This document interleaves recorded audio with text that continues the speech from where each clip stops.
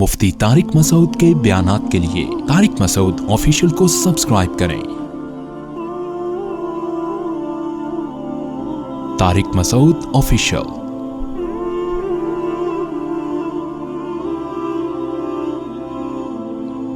ابھی ایک صاحب کا واقعہ میرے سامنے آیا، مسلمان تھے، ساری زندگی ایک اشکال کا جواب نہ ملنے کی وجہ سے گمراہی میں گزری۔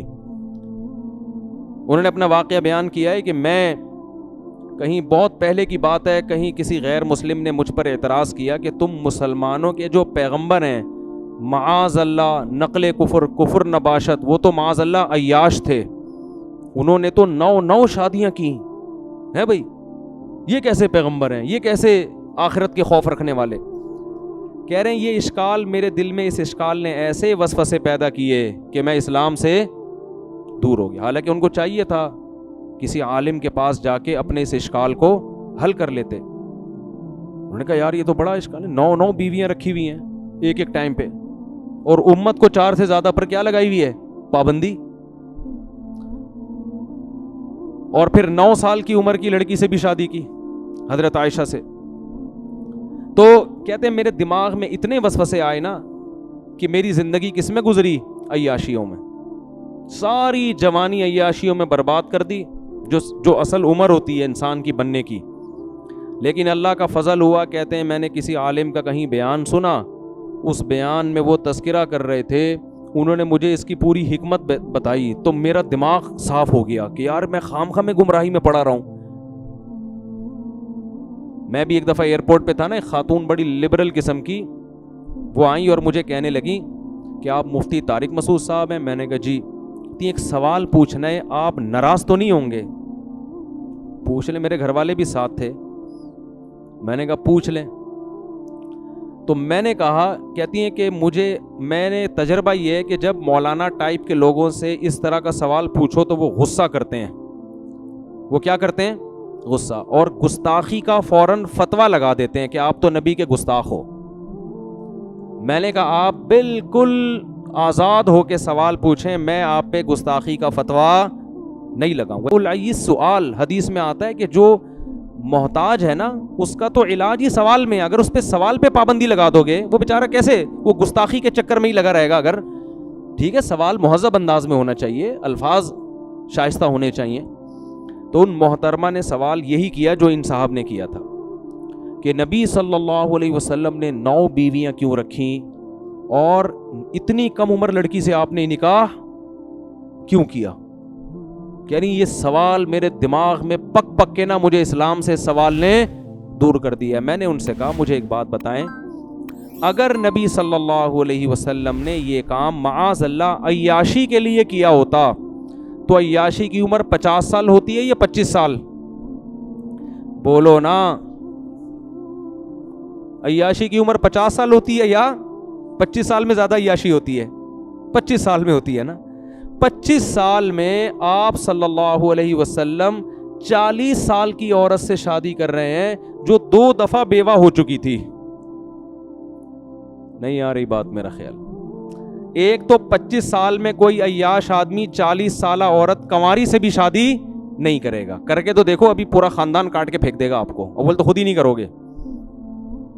نمبر 2، 25 سال کی عمر میں 25 سال کی اگر بیوہ مل رہی ہو تو اس سے بھی کوئی شادی نہیں کرے گا، اور 25 سال کی عمر میں ایسی بیوہ جو 2 دفعہ بیوہ ہوئی ہو اور اس کی عمر 25 سال ہو اس سے بھی کوئی شادی نہیں کرے گا، تو 2 دفعہ بیوہ ہوئی ہے۔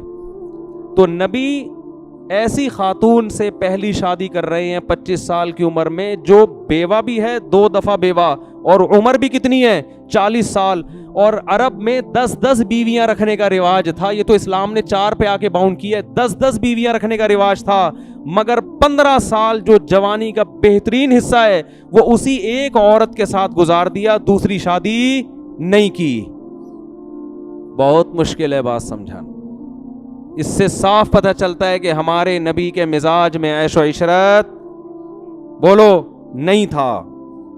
حالانکہ عرب میں کم عمر لڑکیوں سے شادی کا رواج بھی اور 10 بیویاں رکھنے کا رواج تھا۔ بہت سے صحابہ مسلمان ہوئے ہیں نا، تو جب اسلام قبول کیا ان کے نکاح میں 10 بیویاں تھیں، آپ نے فرمایا 4 کو رکھو باقی سب کو کیا کر دو، چھوڑ دو, 4 سے زیادہ کی اجازت نہیں ہے. تو جس ماحول میں 10 بیویاں رکھنے کی اجازت ہے, جس میں آپ کو آفریں کی جا رہی ہیں کہ آپ اپنے مشن سے پیچھے ہٹ جائیں, عرب کی سب سے خوبصورت ترین عورتوں سے ہم آپ کی شادی کرا دیں گے, لیکن آپ صلی اللہ علیہ وسلم فرماتے ہیں کہ میرے ایک ہاتھ پہ چاند اور ایک پہ سورج رکھ دو گے, میں اپنے مشن سے پیچھے نہیں ہٹوں گا. اور 15 سال آپ نے 40 سالہ بیوہ کے ساتھ گزار دیے, جوانی کا بہترین حصہ, جبکہ کلچر اور ماحول اور معاشرہ آپ کو زیادہ شادیوں کی پرمیشن کیا ترغیب دے رہا ہے. اس زمانے میں کلچر تھا, ایک کو معیوب سمجھا جاتا تھا. پھر جب آپ کی عمر 50 سال ہوتی ہے اور ہجرت کا وقت آتا ہے, اس وقت آپ دھڑا دھڑ نکاح کرتے ہیں. یہ صاف بتانے کے لیے کہ آپ نے جو اتنی بیویاں رکھی یہ اپنے مزاج یا معاذ اللہ عیش کی وجہ سے نہیں, بلکہ اسلام کے حکم کی وجہ سے, کیونکہ اسلام کے احکام نبوت کے بعد اور ہجرت کے بعد آنا شروع ہوئے ہیں. ہجرت سے پہلے اسلام کے تفصیلی احکام نہیں آئے تھے. بات آ رہی ہے سمجھ میں؟ اور پھر ان 9 بیویوں میں بھی صرف ایک کنواری ہیں, باقی 8 کیا ہیں؟ طلاق یافتہ اور بیوہ. جبکہ عرب کا کلچر اجازت دے رہا 10 بیویاں رکھنے کی بھی, تو آپ نے 9 رکھی, وہ بھی 50 سال کے بعد. اور امی عائشہ رضی اللہ تعالی عنہا فرماتی ہیں مجھے کسی سوکن پہ حسد نہیں, رشک نہیں آتا تھا مجھے اپنی کسی سوکن پہ, کیونکہ مجھے پتا تھا نبی کو سب سے زیادہ محبت کس سے ہے؟ مجھ سے. فرمایا مجھے اگر آتا تھا نا تو خدیجہ پہ آتا تھا, 40 سالہ بیوہ پہ ہیں بھائی, جن کا انتقال ہو چکا تھا. نبی موت کے بعد بھی ان کو یاد رکھتے تھے. ایک دن امی عائشہ نے فرمایا یا رسول اللہ, بڈھی عورت سرخ جبڑوں والی, آپ اسے کیوں سوچتے ہو, اسے کیوں یاد رکھا ہے آپ نے؟ آپ صلی اللہ علیہ وسلم کو غصہ آ گیا. تو جو عیش پرست ہوتا ہے وہ اپنی بوڑھی بیوی کو یاد رکھتا ہے؟ بولو ہے بھائی, وہ کبھی یاد نہیں رکھتا. امی عائشہ فرماتی مجھے اگر غیرت آتی تھی نا, غیرت جیسے عورت میں ہوتا ہے نا کہ بھائی, تو وہ کس پہ آتی تھی؟ وہ نبی کی حضرت صفیہ رضی اللہ تعالی عنہ حسن و جمال میں مشہور تھیں. حضرت عائشہ کا حسن و جمال نہیں تھا. حضرت عائشہ کو نبی سے جو یعنی اتنا نہیں تھا, نبی کو جو امی عائشہ سے محبت تھی وہ آپ کی علم اور فقہی بصیرت اور ذہانت کی وجہ سے تھی. ذہین بے انتہا تھی, اس لیے محبت تھی. ورنہ آپ صلی اللہ علیہ وسلم کی دوسری زوجہ حضرت عائشہ سے زیادہ خوبصورت تھیں, لیکن اس خوبصورت بیوی پہ حضرت عائشہ کو رشک یا غیرت نہیں آتی تھی. ان کو پتا تھا نبی کی طبیعت ان کی طرف زیادہ مائل نہیں ہے, اگرچہ وہ خوبصورت ہیں. نبی مجھ سے زیادہ محبت کرتے ہیں کیونکہ اللہ نے مجھے ذہانت دی ہے, علم دیا ہے, اور میں ابو بکر کی بیٹی ہوں. لیکن امی عائشہ فرماتی ہیں مجھے اگر غیرت کسی زوجہ پہ آتی تھی, یعنی غیرت کا مطلب جیسے سوکن میں ہوتا ہے نا کہ کاش وہ زوجہ آپ کی زندگی میں نہ آتی, وہ کس پہ؟ خدیجہ پہ. ایک ہندو نے لکھا ہے, میں نے خود پڑھا ہے ہندو کی کتاب میں, ہندو نے لکھا ہے کہ اس قدر اپنی پہلی بیوی سے محبت کرنا جس کی عمر بھی زیادہ ہو, یہ عیش پرست آدمی کا کام نہیں ہو سکتا. اور امی عائشہ نے جب فرمایا نا کہ آپ ان سے اتنی محبت کیوں کرتے ہیں, فرمایا اے عائشہ اس نے مجھے اس وقت سہارا دیا جب میری قوم نے مجھے دھتکار دیا تھا. تو آپ ان کی کوالٹیز دیکھ رہے ہیں, صفات دیکھ رہے ہیں. عیش پرست آدمی صرف شکل دیکھتا ہے, اوصاف نہیں دیکھتا. تو ہندو نے لکھا ہے کہ نبی نے جو بڑی عمر میں جا کے اتنی شادیاں کی ہیں, ہندو اس کا اعتراف کرتا ہے کہ اس سے صاف پتہ چلتا ہے اس عمل کا مقصد اپنی قوم کے مردوں کو کثرت نکاح کی ترغیب دینا تاکہ وہ بھی معاشرے کی بے سہارا عورتوں کو سہارا دیں. آئی بات سمجھ میں کہ نہیں آئی؟ تو خیر, اور رہا یہ مسئلہ کہ امت کو تو 4 اور خود زیادہ, تو دیکھو اگر آپ صلی اللہ علیہ وسلم معاذ اللہ نقل کفر نباشت آپ کی طبیعت میں عیش ہوتا تو عیش پرست آدمی خود بھی عیاشی کرتا ہے, دوسروں کو بھی عیاشی کی اجازت بولو دیتا ہے. وہ دوسروں کے لیے سخت قانون تھوڑی بنائے گا, وہ کہے گا بھائی جب میں 9 رکھ رہا ہوں تم 10 رکھو, کیونکہ اس پہ تو انگلی بھی اٹھے گی نا کہ آپ ہمارے لیے کیوں کر رہے ہیں کم.